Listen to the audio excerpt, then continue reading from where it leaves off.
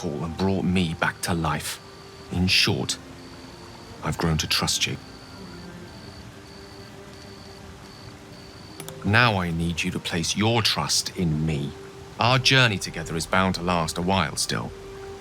As such, I feel compelled to speak. I say this because there's something I desperately need. But while I'll tell you what that something is, I won't tell you why.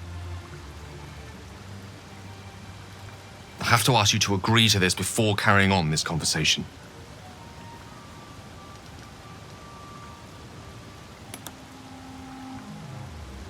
Thank you.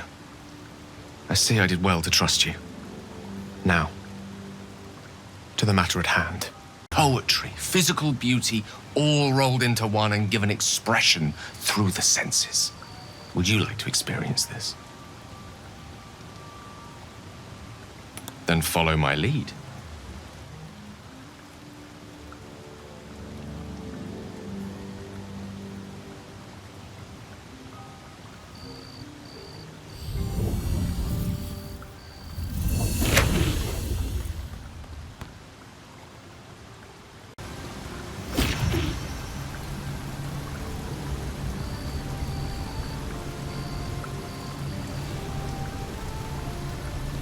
You see, or is it sense, the presence of a woman, the woman who hovered over Gale's palm.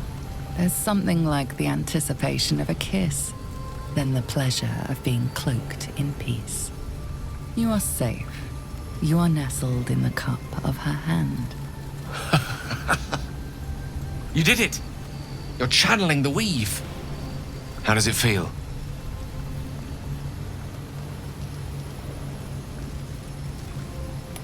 Oh, I know. The weave connects you. The moment feels intimate.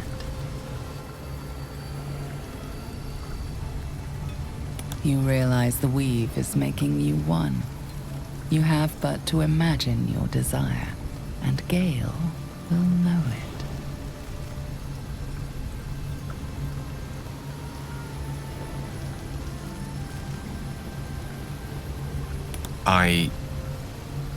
I didn't think.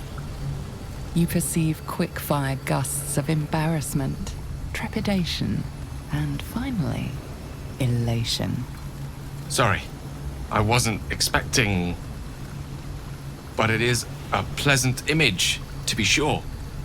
Most pleasant, in fact. Most welcome. The weave evaporates, and as it does so, you realize the night feels suddenly cold and lonesome. Oh.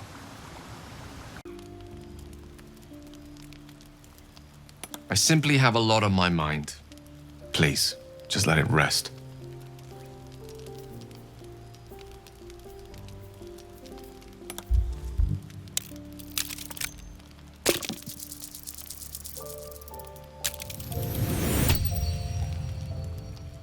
Very well. Just now I was trying to cast a spell I once cast with ease, but I failed. You see, this fire, there was a time that I could make it come alive, that it would take the shape of a dragon and roar in delight. There was a time I could silence a beholder with a word and lift a tower from its foundations with a flourish. There was a time I was all but one with the weave, but no more. A mere shadow of the wizard I used to be. Why? Because I've lost.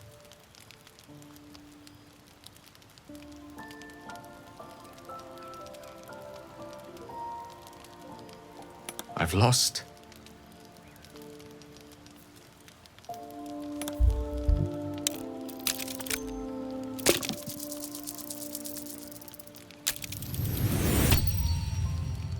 An apt enough observation.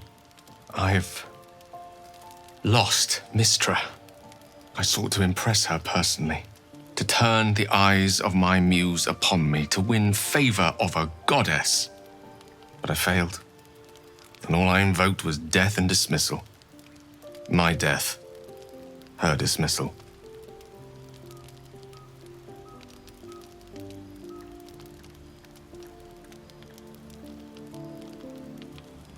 Thank you. You're a good friend. I often think of that moment we shared together. One under the weave. I hope you think about it too. Twilight is darker than expected. Moisture drips down your forehead. Pain shoots through your fingers. Your hands shake as they reach upward. Your forehead remains drenched, no matter how much you wipe.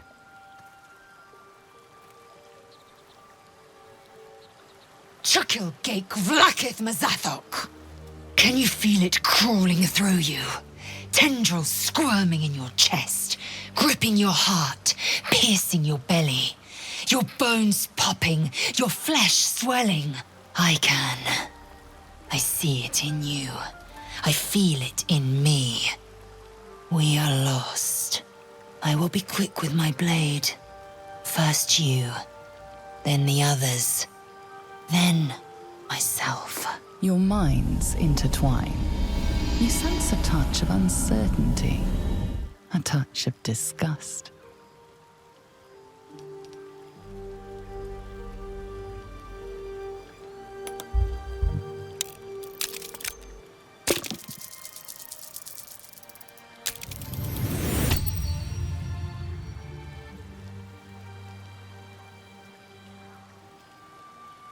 Take it. One motion across the neck.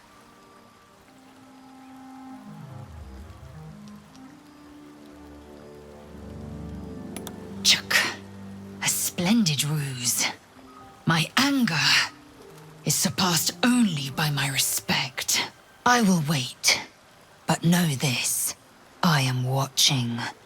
If the sickness does not pass come dawn, I will end us all.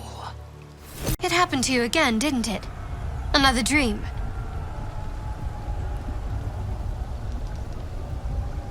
It was the same for me. I led an army, spilled a world full of blood, all for his embrace. I still feel the warmth of his touch, and the screams of those I slaughtered for him. Did you want it? What you saw? I wanted it. I thought you were the same. Perhaps I was wrong. I couldn't help but eavesdrop on you. It seems we've all had interesting dreams. Since we started using our condition to influence others, I've been hearing things at night. And now these dreams. They have to be connected. Perhaps it's time we stopped indulging in the more useful aspects of these parasites. Perhaps it's time indeed. The power to bend wills is a mind flayer speciality. We're the ones who are truly at risk.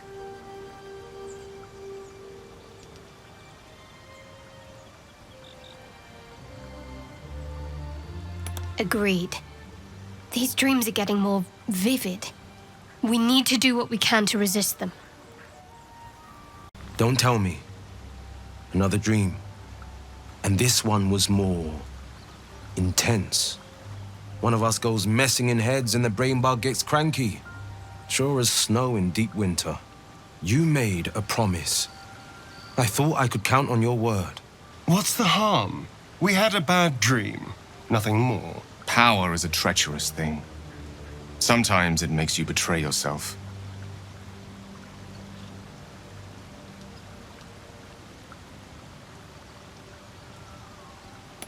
Apology accepted. But next time you get the urge, think it through. Even the blade's got his limits.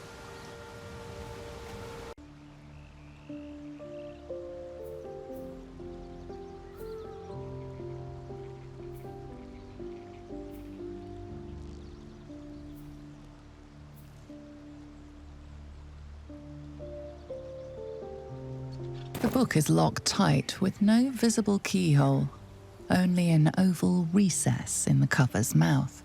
You try to examine the book, but the longer you stare, the more those piercing amethyst eyes draw you in. You can sense something dark about this tome, something profane. A cursed book? How obvious. Whoever opens it deserves the fate that befalls them.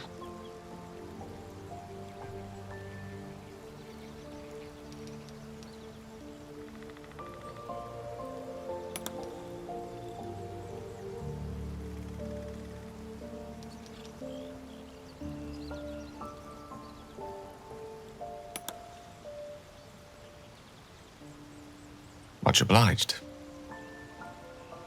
You watch Gale perusing the book with a true wizard's fascination. A few pages in, something startles him.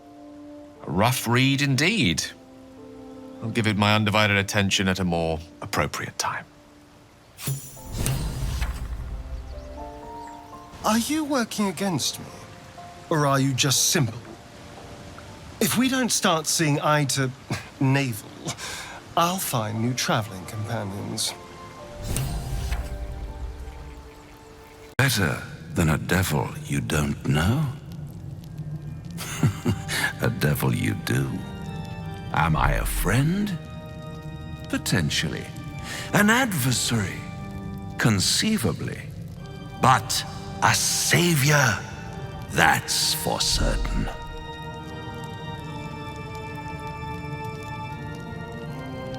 Because my compassion is boundless.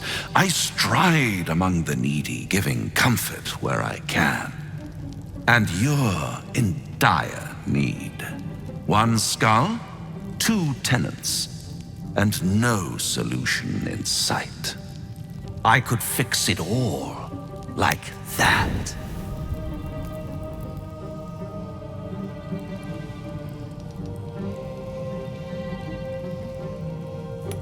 Take all the time you need, but make up your mind before you're counting down with tentacles. Try to cure yourself. Shop around. Beg, borrow, and steal. Exhaust every possibility until none are left.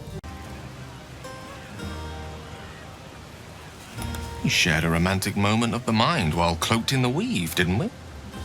And I seem to recall a fond allusion to that moment afterwards. Allow me to make the following proposition. There's a book that circulates in Ulm, detailing the first 1,000 nights of a newlywed king and queen. They turned everything they did into an art. The art of conversation. The art of taste. Time-honored and newly acquired. The art of the body. The exploration and acceptance of the self and the other. The art of the night itself. I say we take a page from their book.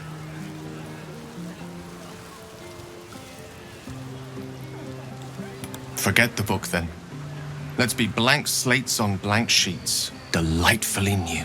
What do you say? That's because I'm full of delights. We'll let the night run its course, and when everything is quieting down, safe in the arms of sleep, I'll come by to find safety in yours.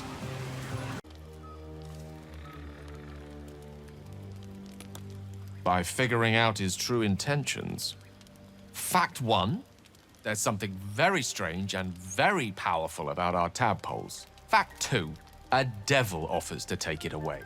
What if the tadpole is what he really wants instead of the customary price that is our souls? If I'm right, there's a mighty bargain to be made.